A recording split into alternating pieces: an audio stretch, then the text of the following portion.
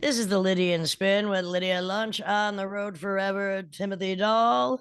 Yes. Even Simon Slater's hanging around somewhere. This is episode number 173, if you're counting, and God knows I'm freaking counting. Uh-huh. So, Timmy, it has come to my attention that you, me, and Simon have a particular fondness to have a few plants around the house because we need all the oxygen we can get in a town that has none. But Sure. I'm wondering, you as expert in all things, have you ever heard of the gimpy plant? No, I have not. Well, let me fill you in because I think I need to get one.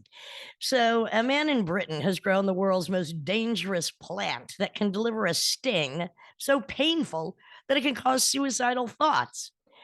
Daniel Emlyn Jones grew the gimpy, I love the name, plant at home, but has put it in a cage which says danger. The shrub, also known as the Australian stinging tree, is a nettle like plant capable of delivering a sting that feels like being burnt with hot acid and electrocuted at the same time. What's up with Australia? I mean, that fucking continent country has the most venomous everything on the Well, planet. and this is the most venomous plant. So, Daniel, an online science tutor, said that he wants to promote an interest in plants by cultivating unique flora. He said, I don't want to come over as a loon. I'm doing it very safely. Some botanic gardens have these plants as interesting specimens. Well, I always loved the Venus flytrap myself. I only wish there Sure. was a life size one. But Uh-huh. anyway, the gimpy, I need a plant called the gimpy, is found in the rainforest areas of Australia and also Philippines, Borneo, Sumatra, Bali. But if touched even for a second, Oh, God. tiny hair-like needles will deliver a burning sensation that will Oh, intensify for the next 20 to 30. The pain can continue for weeks or even months, leaving patients unable to even sleep from the oh, agony, and in some cases become suicidal. Victims of the plant have reported being sent into sneezing fits, developing allergies, experiencing massive red rashes, and having their limbs swell up painfully. Well, I think that the Kings of Pain, which is one of my favorite shows, these two guys that go around and estimate how painful scorpions, snakes, monitor lizards, but I have yet to see them experience the gimpy. I'm writing into them as soon as we get off this podcast. in the history of mankind, whether it was Aborigines in Australia or some of the early explorers, someone ate that at some point. And I don't want to know what that must feel like, but Oh. definitely has happened.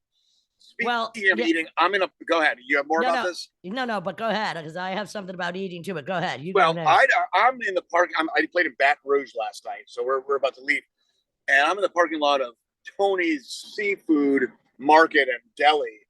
I just had some of the best spicy gumbo and crawfish balls I've ever had. This place is badass. So Well, How did you find this place? the promoter, the promoter recommended it. Okay. well, Tim is the Google master of grand gourmet foods, so he has never steered me wrong. No, Tim has a genius for picking foods, even if he's just looking at a sign. But I was just wondering if he picked it or someone else suggested. No, someone suggested it, but I had a gut feeling, no pun intended, and I mean they had everything. You know? Well, strangely, ribs, jambalaya, all that. Okay. By the way, Tim, I'm making jambalaya tonight. Whoa, okay. Now we're so talking. I guess we're always on the same track. Well, speaking of eating, this is kind of terrifying. A man in China was hospitalized after he ate a live crab that pinched his daughter. So months after he decided to eat it. Yeah, it was a small crab pinched the daughter. Like for punishment, he ate the live crab. So months after swallowing the crustacean, he was hospitalized with severe back pain and parasitic infections. What a moron. Well, the thing is, I mean, they do eat crab and they even eat raw crab. No, but did he eat it raw raw and live? Just as soon as it pinched, he ate it. He wanted to take revenge for his daughter. He got angry and put it in his mouth for revenge. So after a few months, he's going to the doctor and they're like, well, what is all these changes in his chest, his abdomen, liver, digestive system? And they kept asking him, did you eat any game? Did you eat anything weird? He said no. And then his wife said, oh, wait a minute. He did eat something special. A live pinching crab. So the blood test showed that he had 3 parasitic infections. Yeah. And while crab is typically cooked in China, please, it's sometimes served raw but marinated in alcohol, earning it the name the drunken crabs. Hey, Yes. well, I've been in the van with the drunken crabs a few times myself. I've had drunken shrimp before, which is raw shrimp, and they wiggle around before you swallow them down. But hey, if I was ever drunk, I would take that as an insult. But yeah, exactly. I love to be marinated. so Dad gave the daughter a bad lesson. Like, if you want revenge on something that's done something bad to you, you still got to be a little smart. You can't just have a knee-jerk reaction and do the dumbest thing, because you're going to pay for it at the end. You know, whenever I want to kill something, I don't stick it in my mouth. Okay. Well, I don't have to think about that one. Did you hear about Lucy Studi or Study? I don't know how you say her last name, of Iowa. She claims her dad, who's dead since he's been dead since 2013, Donald Studi. She claims he was a serial killer at a very high level of like 70 women.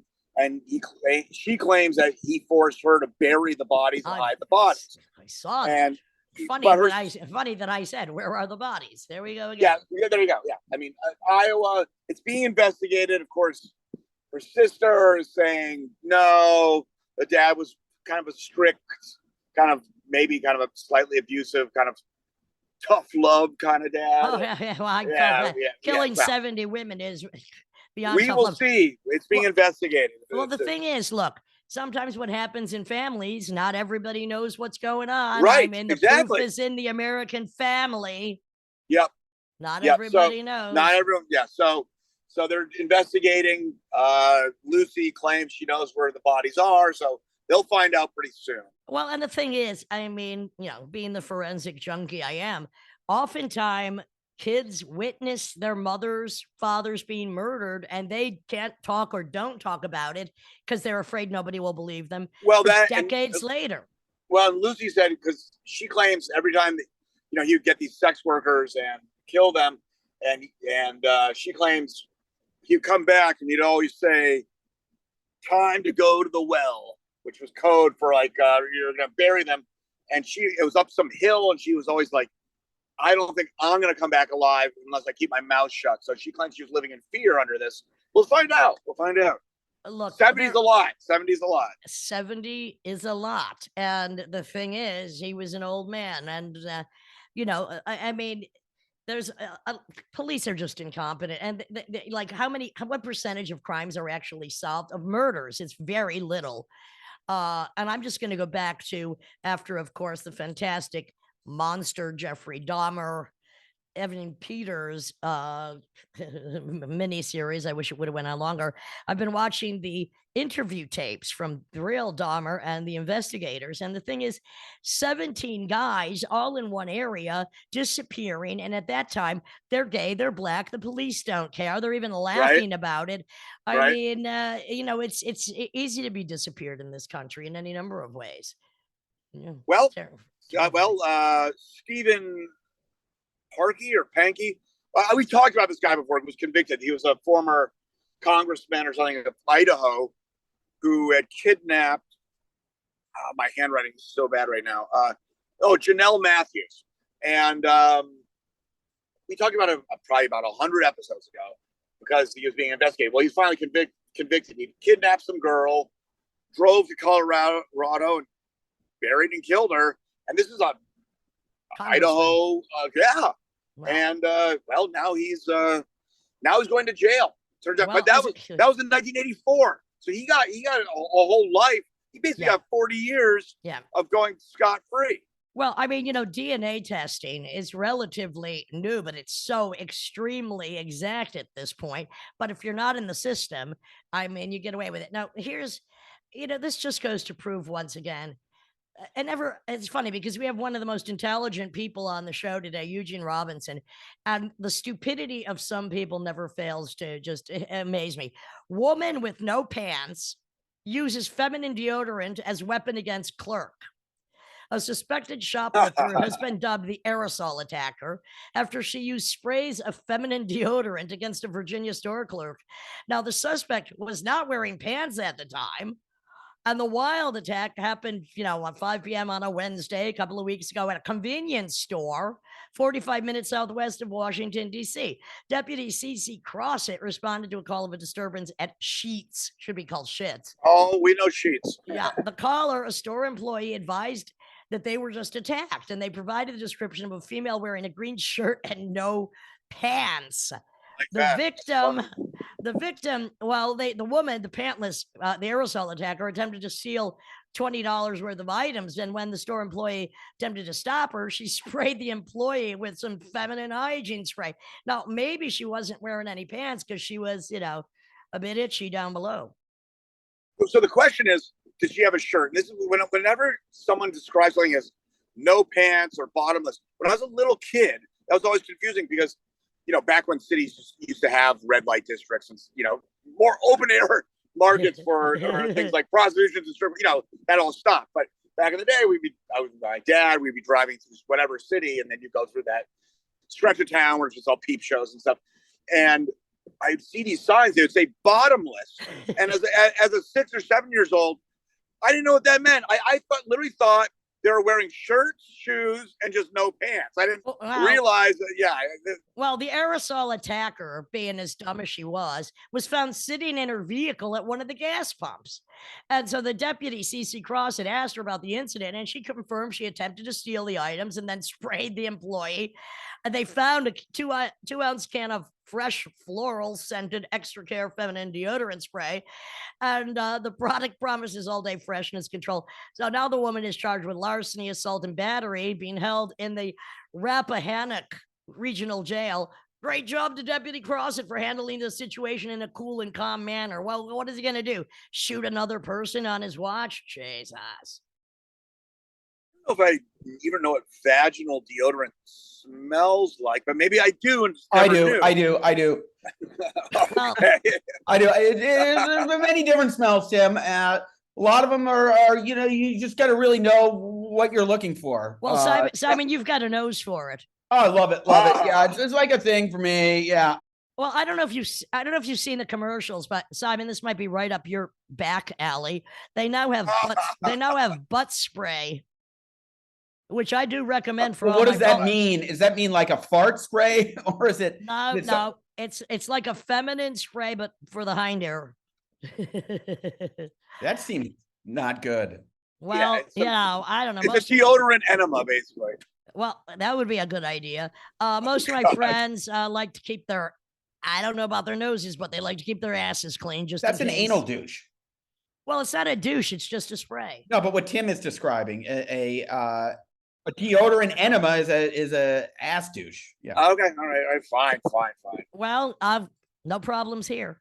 No. I always felt bad for the ladies who had bad odors. It's like smelly feet. It's actually more genetic than it is hygiene. Well, excuse me. You might complain about smelly feet or smelly crotches, but until you smell the stinky man's ass, you don't know what you're missing. I don't, and I will keep it there. Well, yes. You know what? All right, let's just carry on with this. Speaking about a man that always smells good, another one in my sector of reality, Eugene Robinson may exude a stink of danger, violence, and possible murder, as long with murderous and dangerous music. But the man does smell good. And besides that, he's our next guest on the Lydian Spin with Lydia Lunch, Tim Dahl, and Eugene Robinson. Episode 173.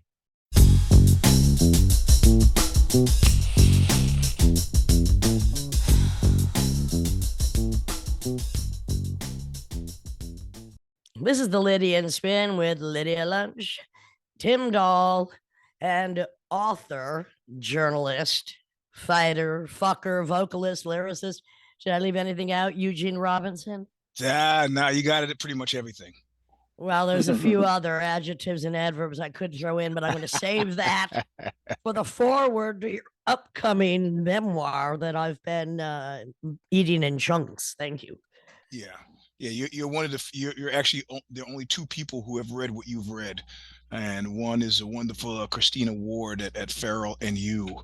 And I had to send it to her because she was like not trusting that a guy from a band would actually finish something on time. Has she ever seen your resume? Yeah, yeah, I think she's a believer now. I just keep, it's due at the end of November, and I'm like jamming, sending her because I'm paranoid about losing shit. So I'll send her every 40 pages or so. So even if I get waylaid, somehow she's got something to publish, right? Why now a memoir? I mean, you have written other books, so They've been asking from the time Parfy was alive, and I had serious misgivings about it. I mean, that's why I write fiction, because I got like, you know, what do I want my kids to be reading? And why? then Why? Wait, first of all, why would they read your stuff? They're your kids. exactly, they've not read anything I've written so far. So but something like this, it might. Who knows? Anyway, what they finally told me to convince me was that we don't have an endless budget here. We're not expecting you to. We can't afford that. So why don't you just do from birth to say the creation of Whipping Boy, creation of Oxbow? And I go, perfect. Yeah, that makes sense. Wait. So there is a financial consideration for how many years you're going to document. Interesting. No, they didn't go. They actually didn't go through financial. I just Can I pay for volume 2? yeah. I want the good shit. That'll be like Opus Pistorum, that Henry Miller book, the porno book that he wrote for like $1 a page back when he Oh, there you go. Hey, Paradoxia, I challenge you. Go ahead. Yeah, okay. It'll make that book look like a fairy tale. That's a challenge. I can't wait. Yeah. That's why you love me, because I'm like so soft and cuddly. Exactly. Well, I was like, that was actually, I told you about that when that came out at the time. I was like, fuck, this is like a lodestar. I gotta up it. But then, Well, Eugene, what people don't realize, and I've said this to you before, I feel, and I don't know why, you could have been the twin I murdered in my mother's uterus. I don't know why. I always say, if I was a man, if I was a man, honey, don't let the tits fool you. I don't know why I feel so twinned with you. Yeah, it's really weird. But then, if you think about it, like not just like it is really weird, because if the some of the stuff that you wrote, if I wrote it, it just plays different, right? They're just like, okay, so taking money for sex, right? Okay, from you, Done that. People find that titillating. From me, it might be disturbing, right? So for me, why would that be disturbing? It might be disturbing because they could no longer afford my prices. And trust me, you come up with the right amount of money, and I just might. No, what I'm saying, it titillating for you, titillating for me. I don't know. So I mean, you have to lose. And in any case, Parfy died. They actually came at me again, and they made a compelling case for why they thought it was something that they wanted to do, and they sold me on it. So, well, I have a good idea for our next collaboration. I'm going to write something under your name, and you're going to write something under mine. Oh, that would be cool. Whoa. Or what about the pickup, the pass the baton? Someone writes one. Yeah. Well, that's you write the other one. Well, I mean, the same way that we've done lyrical collaborations together before. That was great. Yeah. I mean, several times actually. Now that I think about the petite stuff, and then right. So you're your own editor in terms of just content and I don't know, censoring some of the maybe more provocative, risque details, or do you tend to just let it all out and then kind of like sit with it and I'll go back, maybe I'll. No, I'm not a sitter with it. I am. At one point, Ciccarelli, when he was recording some stuff for Oxbow, he threw the whole band out of the studio, screaming as he threw them out, "I can make this record as bad as you want me to, or you can let me do my fucking job." And what he was trying to say was, as he's listening, he's mixing in his head. I can't have you chattering at me about some guitar line. I'm doing my beat it. So when I'm writing, I'm making decisions as I'm writing. I'm not one of those cats who has to go back with the red pen and move this and that around. I'm not heavy on rewriting. So I mean, again, my twin Eugene. I mean, I don't call it free form but I have very automatic writing. I don't I have in-camera editing. Yep. I don't go Yep. back and edit. I Yep. don't write outlines. That's Yep. not how we work. Yep. Well, and also too, you met my mom. I had my Oh, I mom. can't wait to talk about that. Go ahead. My mom was teaching me how to read. I would like, you know, spell something wrong, and then she would launch into like a 15-minute ridicule session. That's how. So, and I fucking hated it. I hated it. So Oh. I'm really fastidious about getting the shit pretty right the first time right. It is, everybody needs to be edited. I get that. And a friend of mine who's an editor offered to do it with my Substack, and I was like, nah, that's all right. I have never read a single line, paragraph, page, or book of yours that I thought there was one minute iota of fat in it. Yeah, right. That's Hello. right. Yeah. So I'm a fascist about that. So let's talk about your moms for a minute, because the last time we met a few weeks ago, thank you for inviting me to this great event in this fantastic backyard in Brooklyn, where you were interviewing or in conversation with Sophia Chang, who's like amazing manager, music producer, Wu-Tang Clan, etc.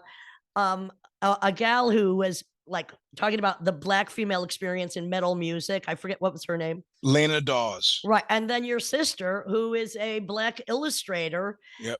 And then me and you, the twin terrors. And what I loved about it, besides I love talking to you and getting paid for it, no doubt. I wish I was getting paid for this, but I'll charge you later. Was being somebody that orphaned themselves. I got to meet quite a few members of your family, and I always adopt other people's family, always saying, hey, I'm an orphan, I can be adopted. But I love meeting your mom, and I love meeting your daughter, who's now sporting my Abort the Supreme Court t-shirt. Yep. Ruby, that was very cool. So what was that event about for those that couldn't make it? Because let's face it, the invitation. And I apologize, Eugene. I apologize, Eugene, for not making it. Good man. I'm glad you got in front of that right away. No, because I think I flew in that morning. I was just, and I had to go on a tour like the next day. No, that's fine. That's all right. That's all right. Kevin Shea came. Yeah, that's right. Kevin's a man, not like you, Tim. But all right, it's a different deal. No, I know. I honestly, I did. Tim really, he wanted to. I really wanted to go, and I had like 5-6 hours just to get like a million things done. No. That's I'm too OCD to let that. I would have made the same choice. Nobody cares. But yeah, but the whole thing. What was that event? Yeah, tell us. Okay, so I did this thing called the I got after Ozzy exploded that digital news thing that now they're making movies about, documentaries, feature films. I spent all my time on the phone with Hollywood talking about that now, and FBI because of the corruption that was happening within that website. Yeah. Financial improprieties, grifting, millions of dollars. It's a world's craziest story. The FBI is coming in here interviewing me every couple of weeks. It's madness. So after that, I got approached by these people at this strangely named agency called Wong Duty, it's so perverse a name. Yeah, which I don't. Wong Duty.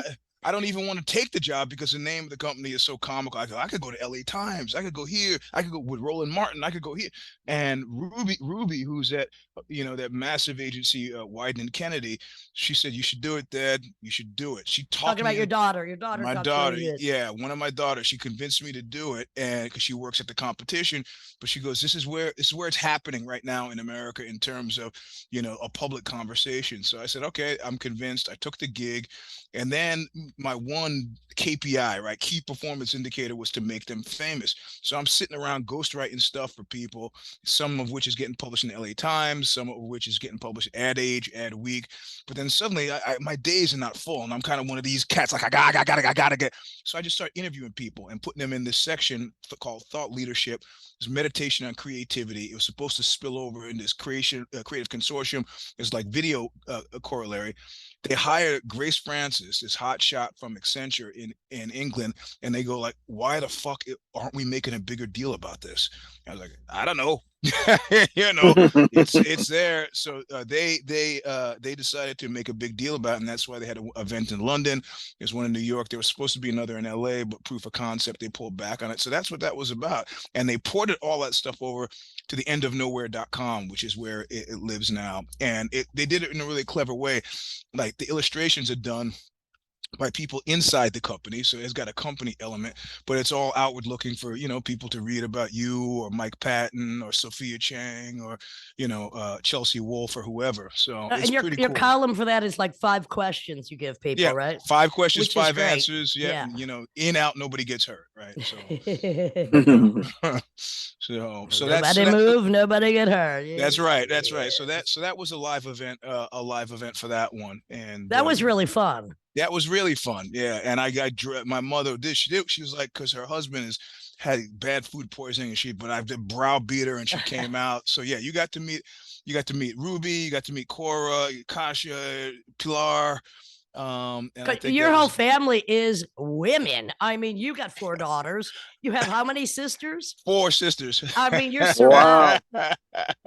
That's why you're such a girly man, honey, Mr. Handsome Man. That's what all the guys at jiu-jitsu say. They say you're what? Yeah, it's like when I'm doing all this macho ideation stuff, I think it's probably largely to protect, like like when I'm flipping out on somebody, it's because I know that if I was a woman, they would be taking advantage of me and they deserve to be fucking smashed. That's what's going through my mind.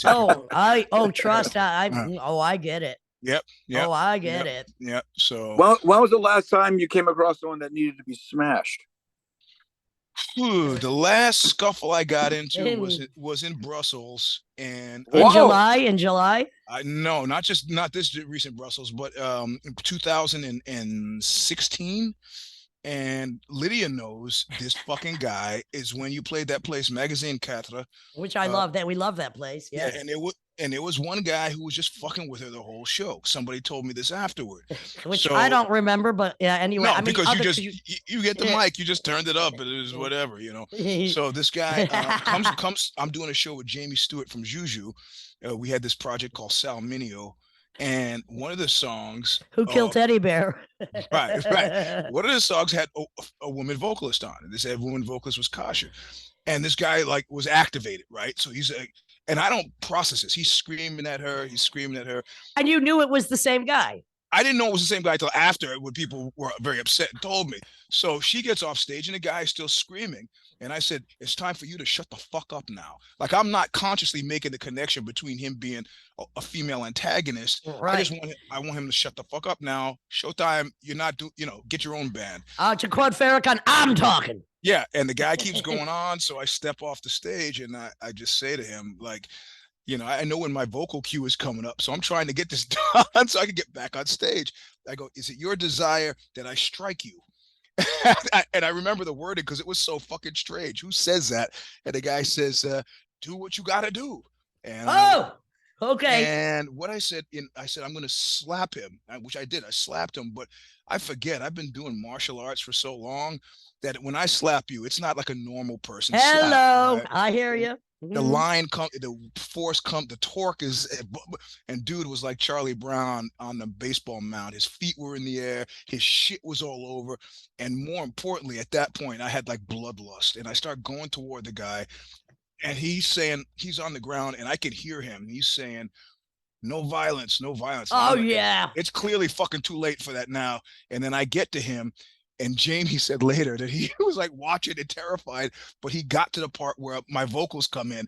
And so I was like, yeah. And I got back on stage and finished the fucking song. After the show, everybody comes up to me and the audience was divided. You're an American, you're an asshole. Violence is not a solution for everything. Oh, yeah. I go, if we were at your house and that guy started doing that, what would your solution be? No, it's a solution. It was clearly a fucking solution. It ended it.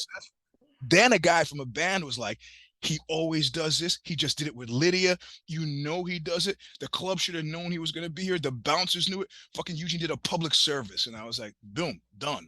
Hello. And if I would have even paid attention to him, I would have been down there as well. Because I got no problem. Look, I practice slapping walls. I don't punch a wall.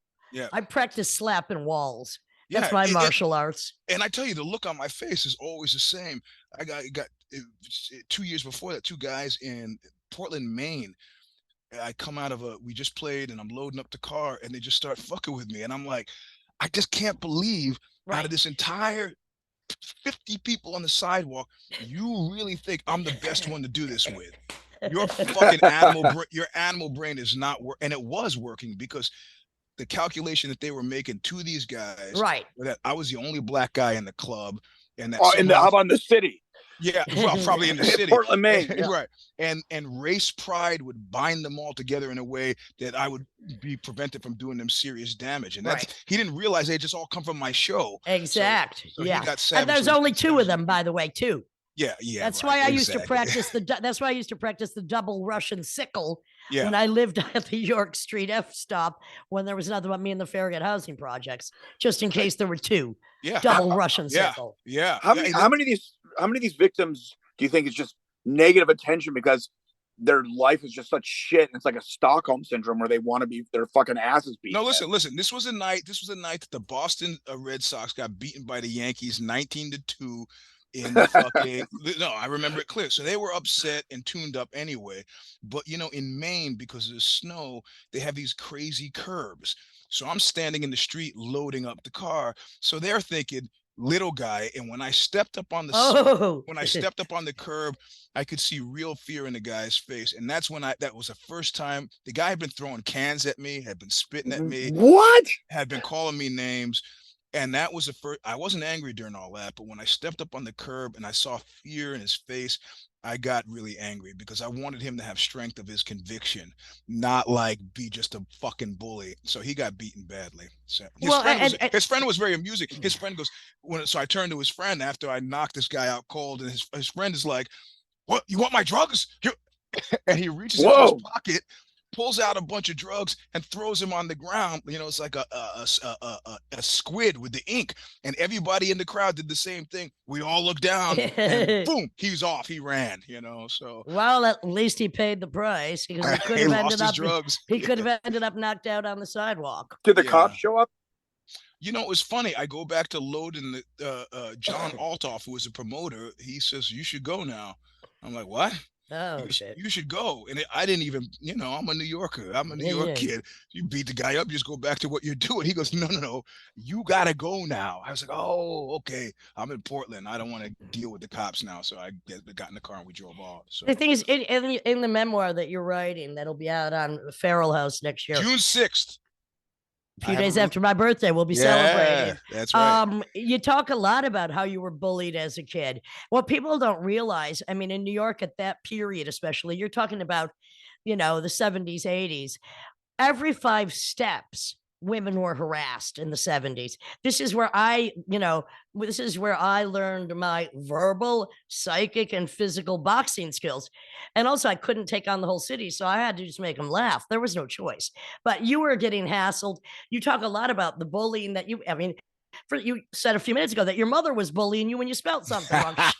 You were bullied by your goddamn mom. No, she knew that she had to develop. When Bukowski talked about the Great American Schoolyard, she had a sense that she was going to have to toughen me up. So she did a good job of that. So and then what I find interesting too is, when you went to then.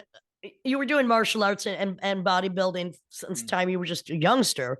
9 years old, and I saw those pictures of the young Eugene posing in his panties. Only me and one other person so far. That's right.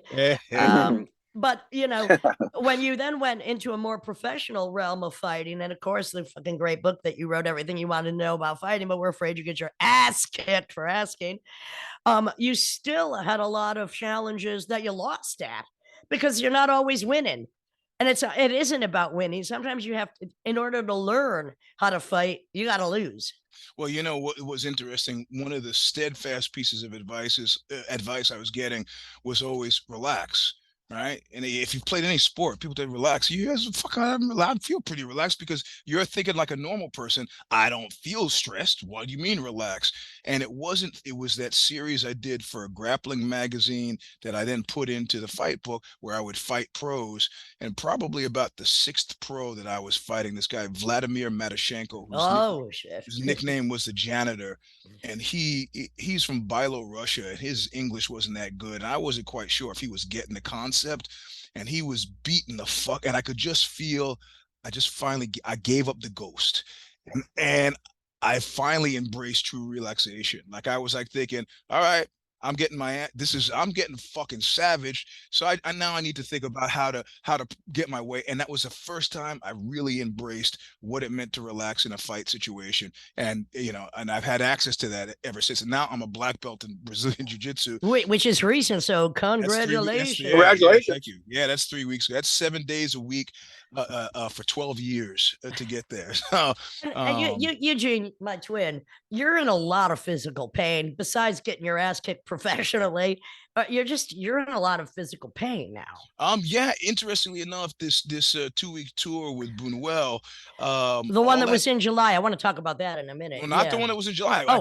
I left New York. I came back for one day, and then I just flew over to do Amplifest in Porto. And Okay. then we did Soul Crusher in the All right, Netherlands. we're going to talk about that in a minute, but let's Yeah. talk about your pain for a second. Yeah, so the hip pain has like pretty much gone away, and now I just have Achilles tendonitis issues, and that's from doing heavy duty road work, carrying bags of gravel up a hill, getting ready for fucking tour, not so much for fighting, So I got some guys got me on start me on peptides, and then we're gonna see this is all like black market, dark web, weird, self-administered shit that like this is audio, but I have stuff like boxes.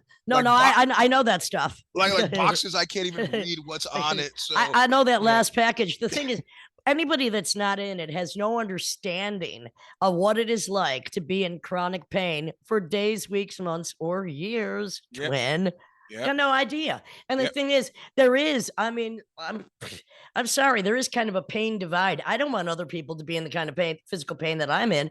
But if you haven't been, well, what's funny too, it's actually fundamentally made me more dangerous because I get up every morning at 6. I go to train for 2 hours, and I can train perfectly well. But you're fine, right? But if you see me walking along the street, I mean, you saw me walking into that club. I was like, Jesus, that guy's not going to make it another step. But then, of course, when the fight thing happens, and then I'm there. So, or when you're on stage, when you see like NBA players, they're doing all this acrobatic shit, and then when it's time out, they're kind of limping back to the fucking bench. Same.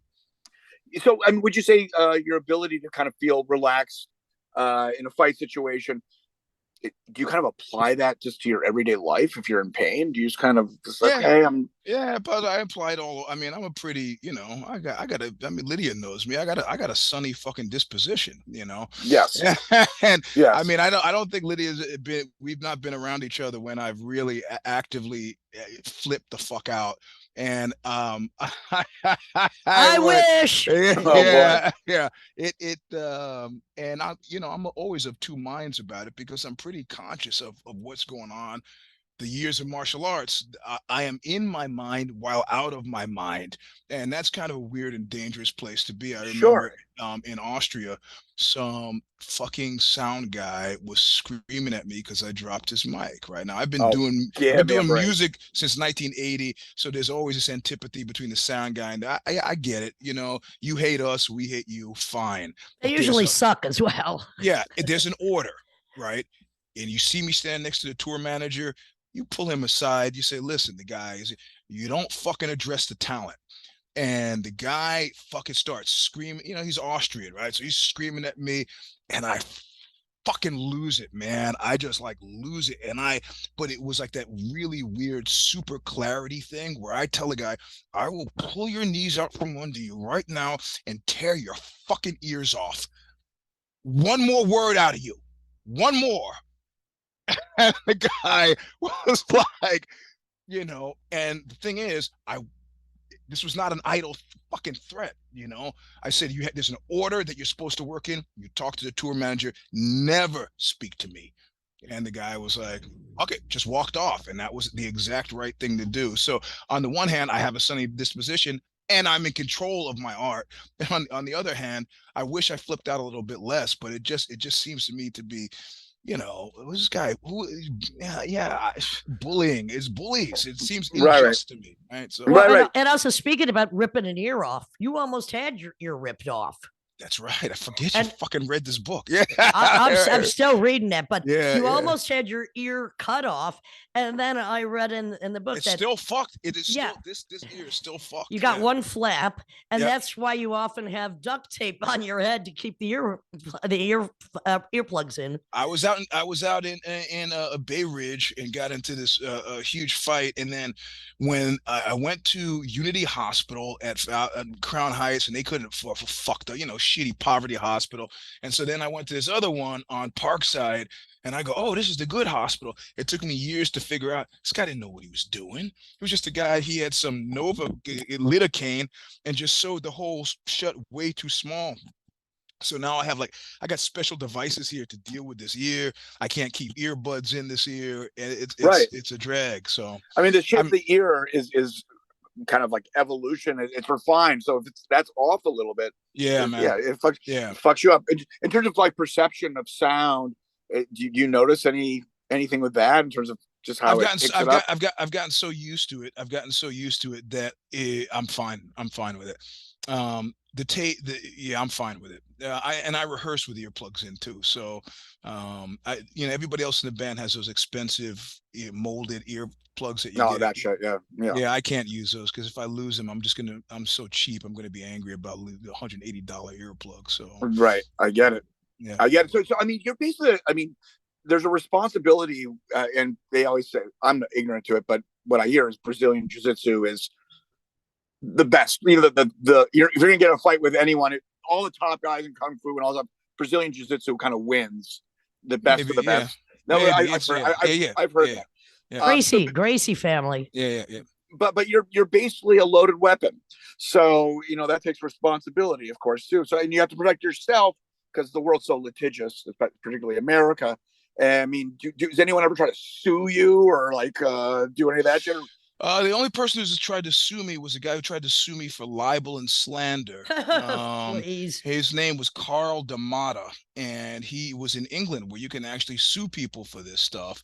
And somebody interceded, and they did so in an interesting way.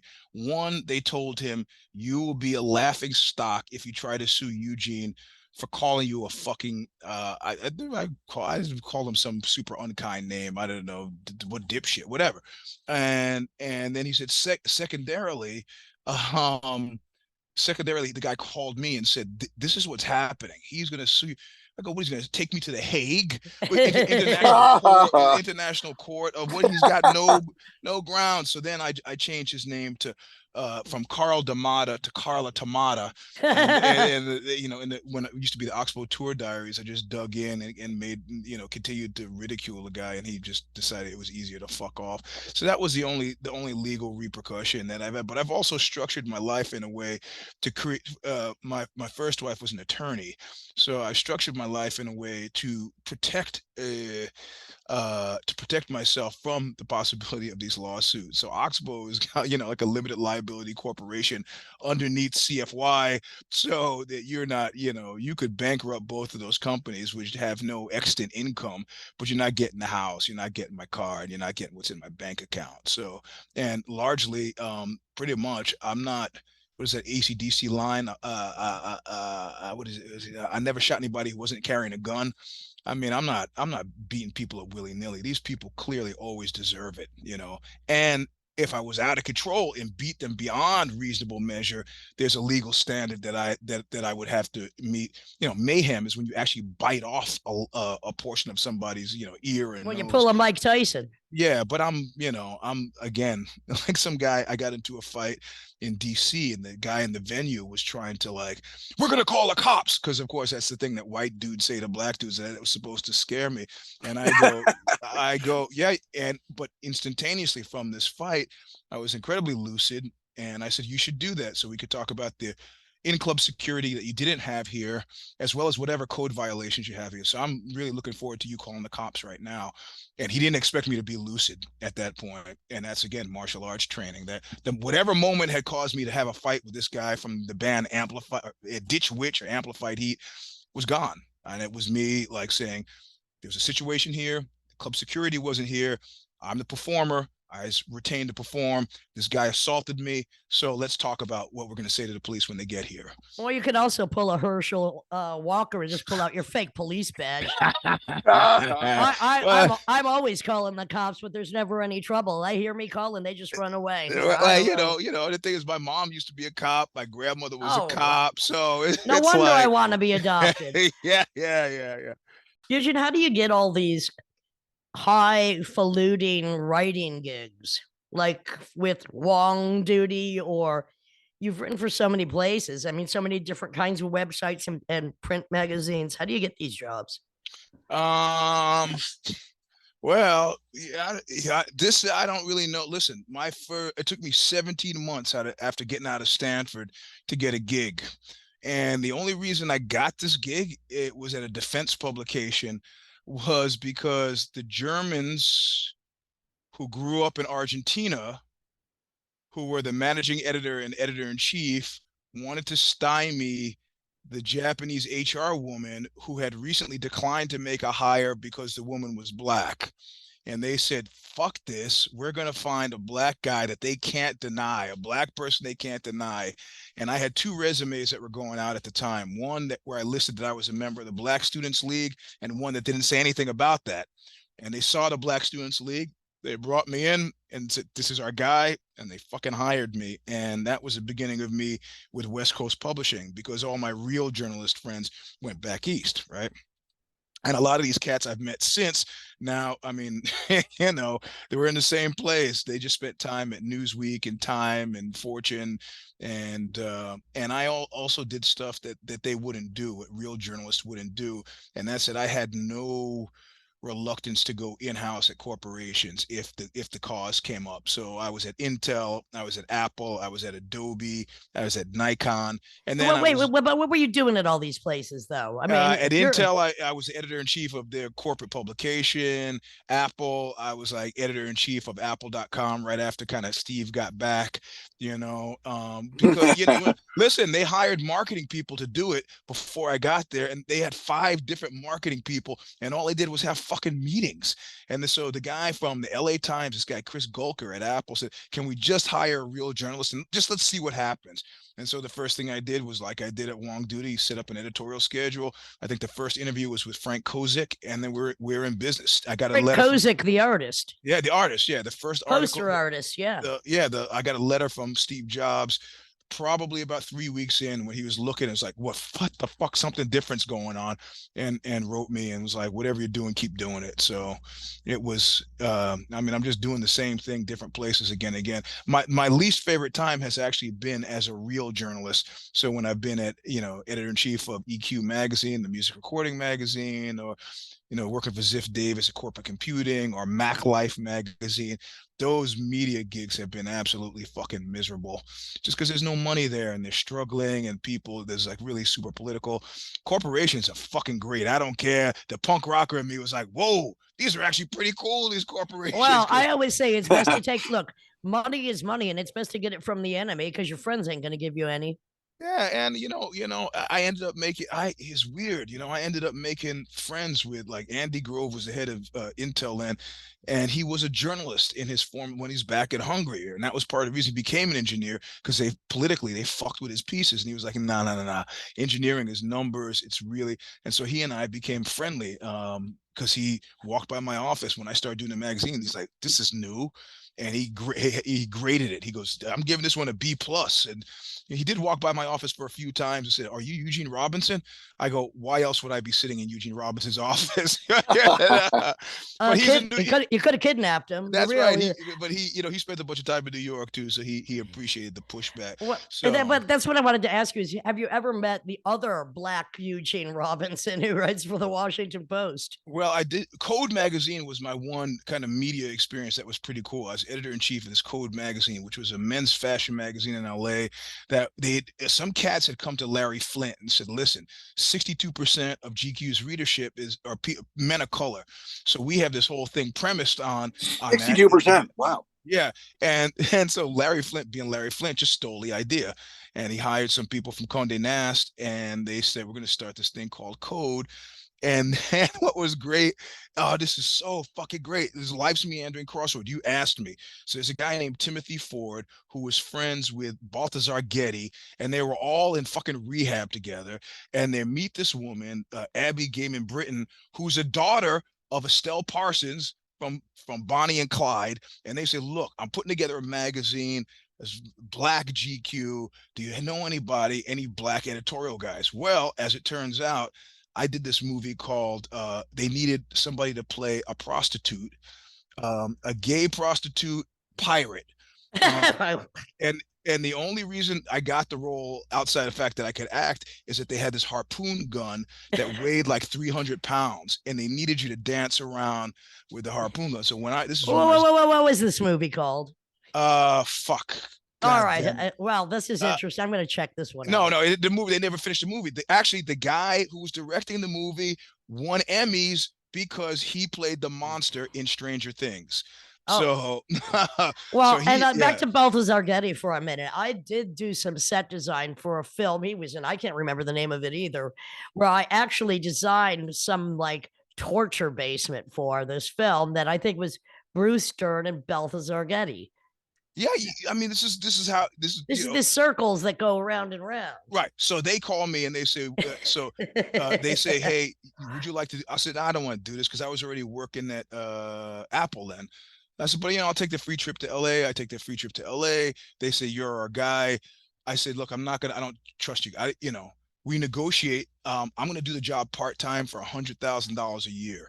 Right. I'll be there Thursday, Friday, Saturday, and the rest of the time I was good at Apple. Deal. Good yeah, deal. It was a good deal. So that was probably one of my coolest straight world media gigs, and that lasted. I mean, I did something unprecedented for Larry. I actually got it profitable in about 13 months. And as soon as it was profitable, he fucking sold it to Condé Nast, who cannibalized it for the mailing list. And then Larry and Larry took the money and bought a casino, which is what he did. So let's just make a little comparison shopping here. What do you think is the most you've ever made doing music in 1 year? certainly not 100 G's, 100,000. Music in isolation, yes. I tell you that period at Code, that was some of my most profitable. I made $300,000 a year for 3 years. Wow, that's why you're going to buy me a house eventually. I mean, you're going to buy a house, and I'm going to live in the backyard. I had to. Well, you're welcome to the house in Spain, which is. I can't wait, honey. I'm ready. Yeah, but I had to work 2.5 jobs to do that, and I was sleeping about 4 hours a night. And it was a fucking weird time. But you fucking did it. And you know what? The practice of martial art, discipline, this is why you have been able to achieve all that you have, because people don't realize discipline is mandatory. Yeah. This is the only reason both of us, Tim Dahl, musicians, the only reason we can get things done is that it has to be a discipline, and time is one of the things you have to discipline. Yeah. Well, it's funny. I was talking about how I was disciplined to somebody who I thought would know me better, and they laughed and they go, "You're not disciplined." I was like, "Are you fucking kidding me? You're seeing evidence of that all around you." What inspired them to make what that? An idiot. I think okay, I have weak zones. Like, I'm not really strong. The back of your knees, your shins. No, I'm not really strong with baked goods. If you leave me at your house and you've got muffins or cakes and then you leave, they're gone. They're fucking gone, So, yeah. All right, handsome man. First of all, how did this handsome man tag come along? I mean, of course you are, but yeah, well, I thought that somebody said it was a pejorative thing about me, and then when I had to come up with a name for Skype, I was like, oh yeah, okay, handsome man. And then also that was that line from Blue Velvet, right, where he's like, the well-dressed man. I got you, well-dressed man. So it was a rip on that, Eugene, correct this if this is fictitious, if this is a rumor, but I remember sitting on the boat, Le Sonic in Lyon, and somebody told me, I don't remember who, that you have an aversion to backstage stickers. Yes. 100%. That you peel them all off if you can.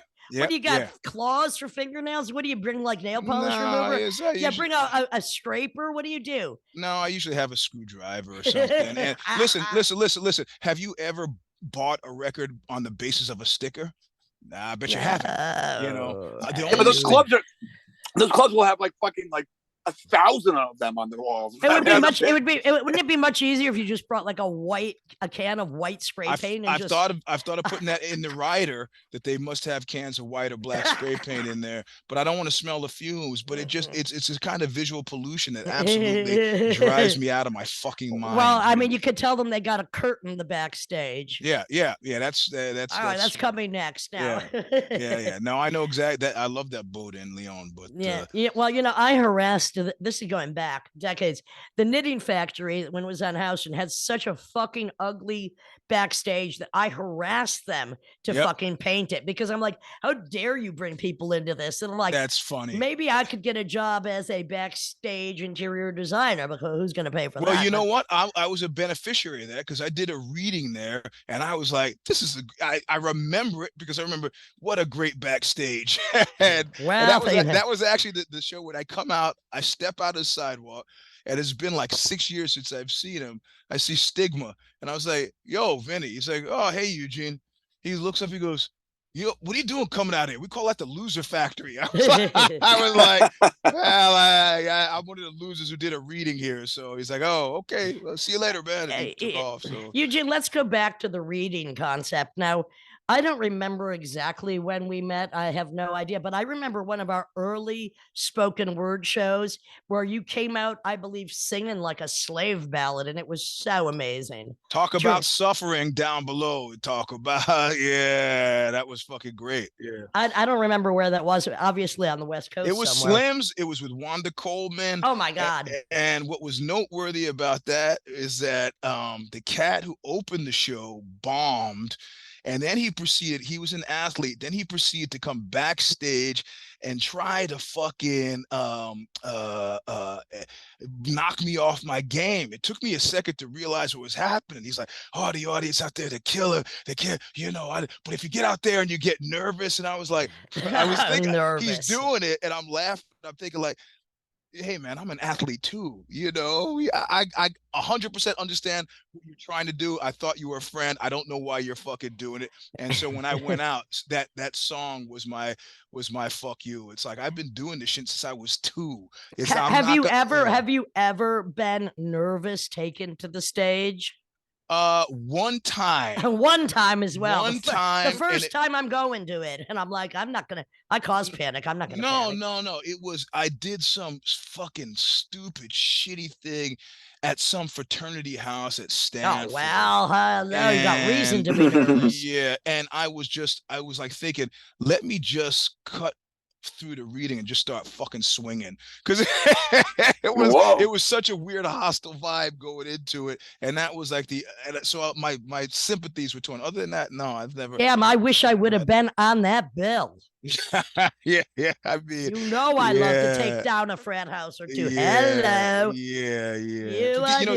These guys were all. It was like playing at Christiana. They were all so fuking high. There was no way to get. There was sponges, no way to get said. But that was the only time. Speaking about high, I never saw this, but what about this Gus Van Sant Miller Genuine Draft beer commercial you did? What the hell was that about? When was that? What was that about? How did you get that gig? It's called the tattoo commercial, Miller Genuine Draft. And the only reason I got that, right? So they go in, you had to take your shirt off. What year is this? This is 80s, 90s, 20s. No, this is 1997. All right. And and so you had to take off your shirt, stand there in the room and I'm smart enough, like I look behind the camera and I go, oh shit, that's Gus Van Sant, right? So then you had to talk about your tattoos and like come up with an origin story, say your name, slate it, boom.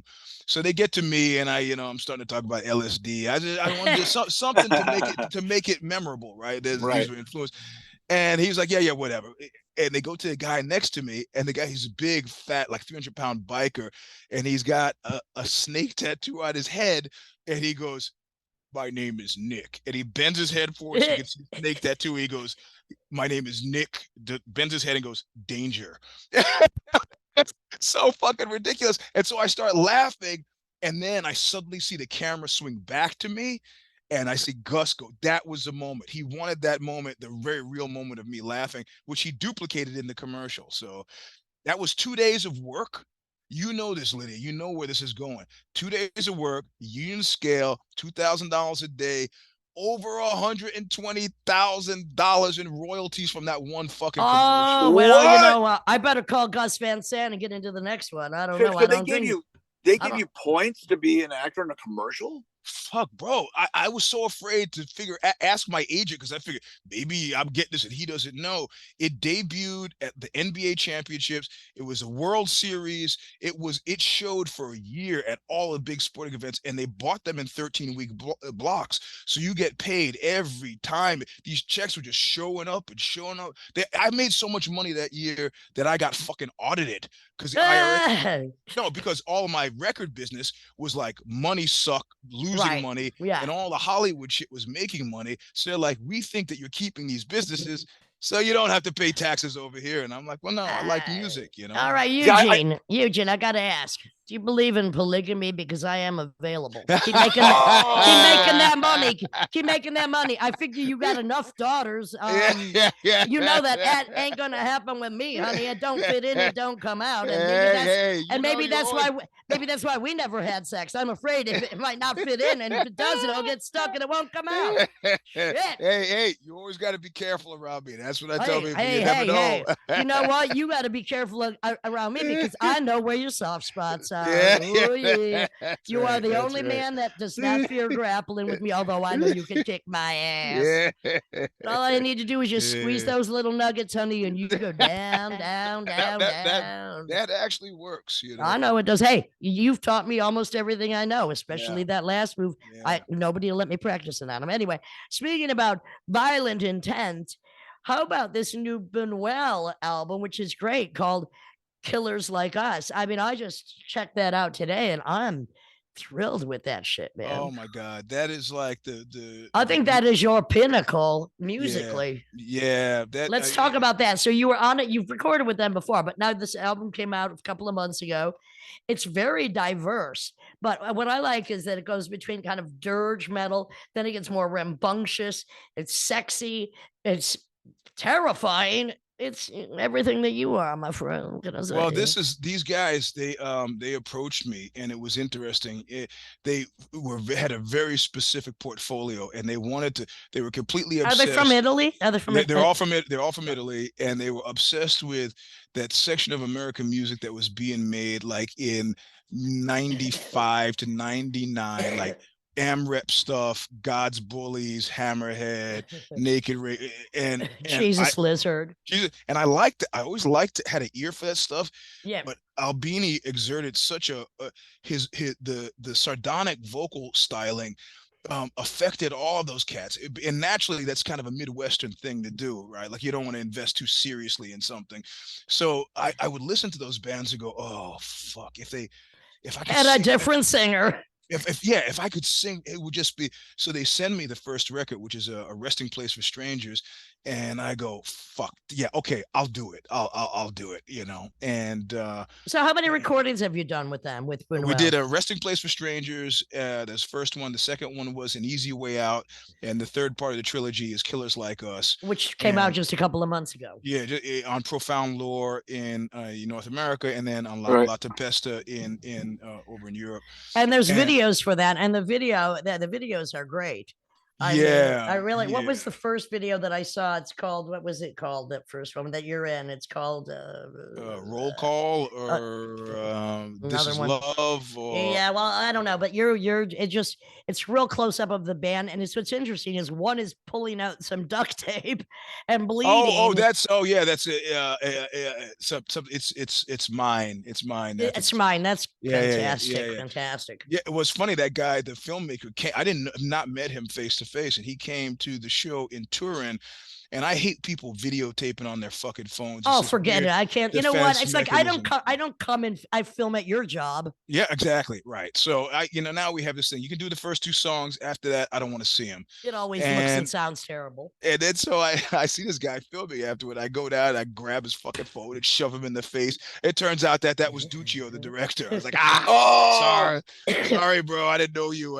But still, you should talk to us before. Otherwise, I'd kept your phone. I want to repeat this quote that I saw in some article about Buñuel, which I thought was just so great. It says, "Buñuel is the sound of a difficult situation made worse by an unwillingness and inability to play nice." Now, that's perfect description of that. Well, we saw, they sort of intersected with Oxbow in a weird way, where largely what I was writing about, and I could talk about it now because I think it's comfortably outside the statute of limitations, was, the bunch of years I spent doing collections work. And, a lot of that kind of worked its way into A Long Slow Screw, the book. And, you work these things through in your own way. At one point, I got attacked by a dog, which I've told you about this. This pit bull attacked me, and then I stabbed it about 6 or 7 times. And then I said, well, I got this. I'm not taking this fucking thing to the vet. So then I shot it in the head, and then I saw it was a terrible day.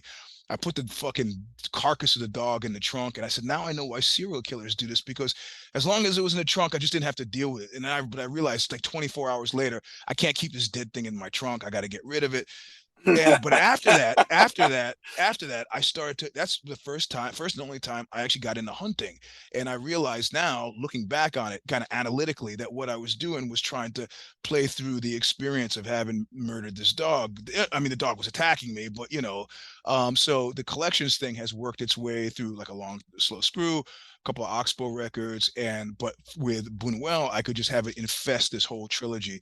So that's kind of what I was doing. Well, and the title Killers Like Us, I guess that pretty much sums up that. Yeah, the guys they pushed back on the cover, the whole, it's super freighted, using guns and stuff. But I could say, look at the title, look at the lyrics, and then also the gun is not loaded, which is an ambiguity that I wanted to kind of play with. The bullets coming in, are they coming out? And I can't think of something better to it. So they finally relented, and we're like, okay, well, this is fine. So, but it's come up steadily in interviews where people are like, what the fuck is it? And then when I said something to make it better, like, it's actually a gun that I own, then it was like, oh, that didn't really make them feel any better about it. I mean, look, the only way I justify whatever is by saying, I'm an American, goddammit, and we're violent. Yeah. We're insane. I mean, I'm sitting right now in what used to be the murder capital of America, so East Palo Alto. So I probably have a basis for being a little paranoid. Yeah, well, imagine if you were sitting inside my flesh. What does that mean to you? Yeah, right. Exactly. Killer inside me wants. But and I talk about this in the memoir. The bad shit happens to you, and then what's happened to me each and every time is I've thought, that's not going to happen again, and it pretty much hasn't. Well, I have to say, I'm pretty well protected psychically, psychologically, and physically from bad shit happening. It ain't going to happen. It just ain't. Yeah. No need for that shit. Yep.